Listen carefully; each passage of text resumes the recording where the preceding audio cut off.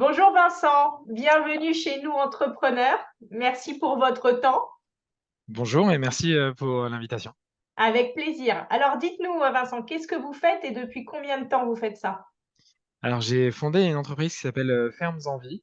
Ouais. euh, et donc, c'était il y a 3 ans maintenant avec deux associés. Et l'objectif et la mission de Fermes en Vie, c'est d'accélérer la transition agroécologique. Et pour ce faire, on a décidé de s'intéresser à l'installation puisque la, la moitié des agriculteurs sont en âge de partir à la retraite. Et donc, ce qu'on fait, c'est qu'on essaie de faciliter des installations plus vertueuses pour l'environnement. Ok. Grâce à une foncière qu'on a créée qui permet de financer les terres agricoles pour permettre à des jeunes de s'installer sur des projets en agroécologie. Et cette foncière, elle lève de l'argent auprès de particuliers et d'institutionnels. Mais donc, on a des particuliers qui investissent entre 500 euros et 500 000 euros dans Waouh, cette foncière pour d'accord. pouvoir financer ces projets. Donc vous investissez uniquement sur des terres agricoles. Oui, alors un peu de bâtiments de temps en temps D'accord. également, donc des bâtiments agricoles ou éventuellement une ferme qui peut contenir une maison. Mais sinon, c'est en effet quasi essentiellement des terres agricoles. Et vous soutenez uniquement les nouveaux agriculteurs, pas les Alors, agriculteurs actuels. bah, on soutient euh, quasi exclusivement des nouveaux, en tout cas, c'est des Ok. installations qu'on permet, mais de temps en temps, on permet de soutenir des gens qui sont installés depuis peu et qui ont besoin d'acquérir du foncier pour Ok. faire perdurer leur activité. Par exemple, des fermes sur lesquelles des agriculteurs sont locataires, que le propriétaire vend ses terres et qu'ils n'ont pas la capacité d'acheter. On va les acheter pour leur louer et qu'ils puissent continuer leur activité sur ces terres-là. D'accord. Et alors, excusez-moi, j'ai envie de vous poser une question. D'où vous vient cette idée? Enfin, comment a Ouais. été initié le projet? Enfin, Alors, bah, moi, j'avais créé une autre entreprise dans un autre secteur auparavant, dans la ouais, téléassistance pour personnes âgées, que j'ai cédé à une mutuelle.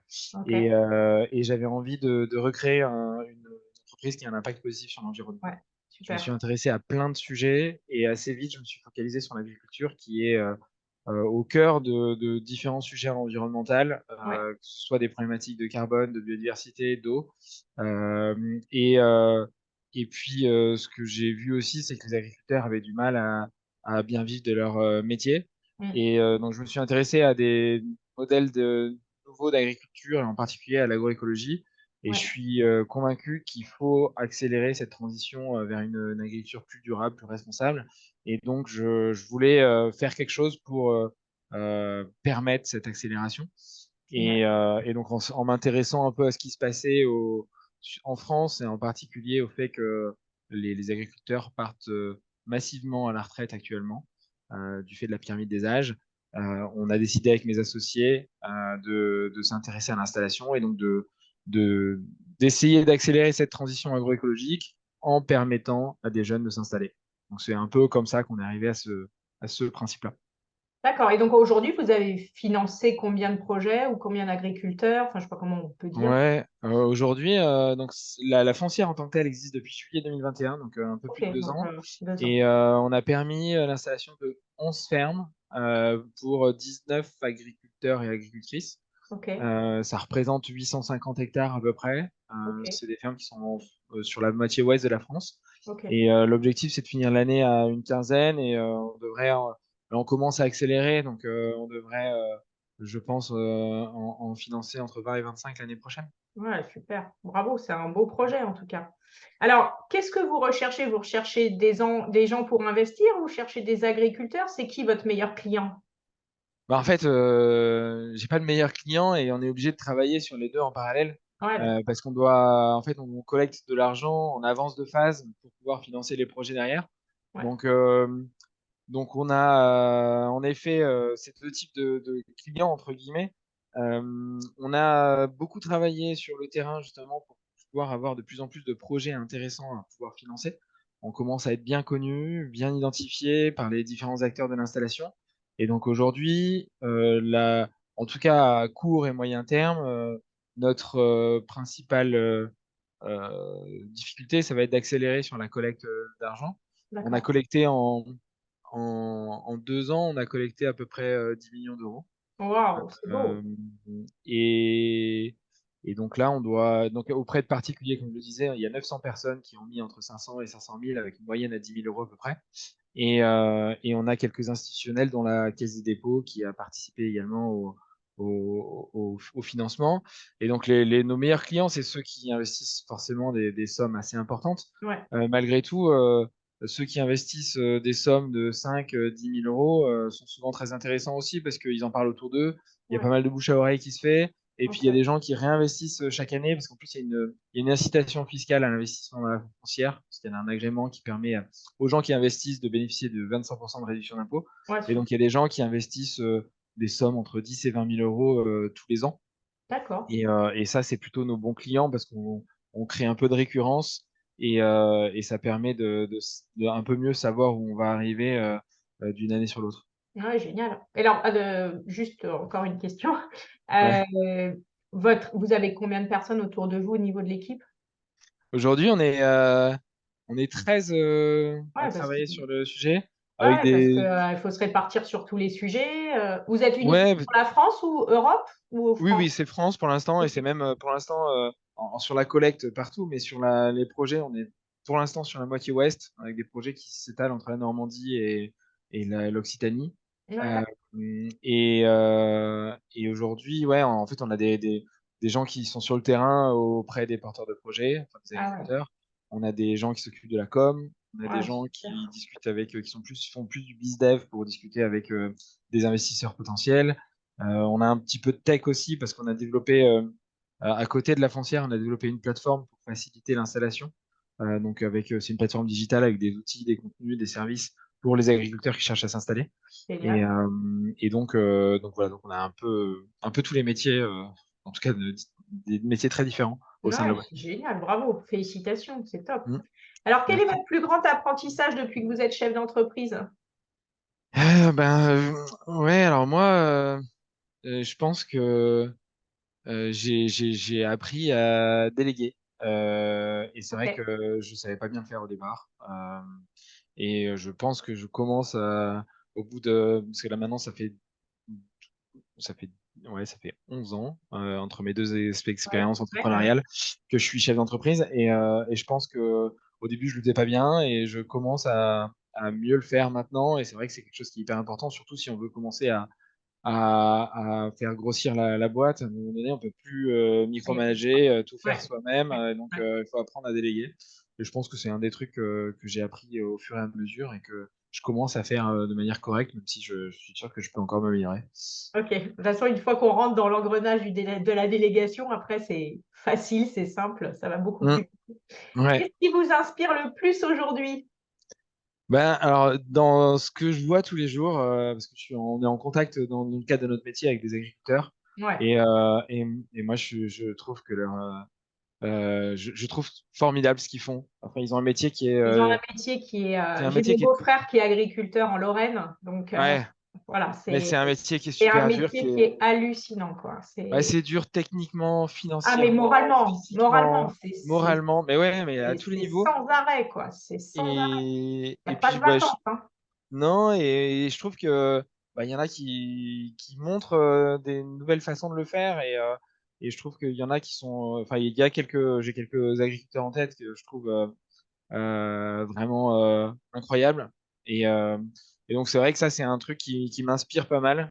Euh, et puis, l'autre truc qui m'inspire, c'est les entrepreneurs qui, comme moi, à mon niveau, ont essayé également de développer des structures qui se confrontent directement aux enjeux Ouais, d'aujourd'hui, qui sont les ouais, enjeux environnementaux.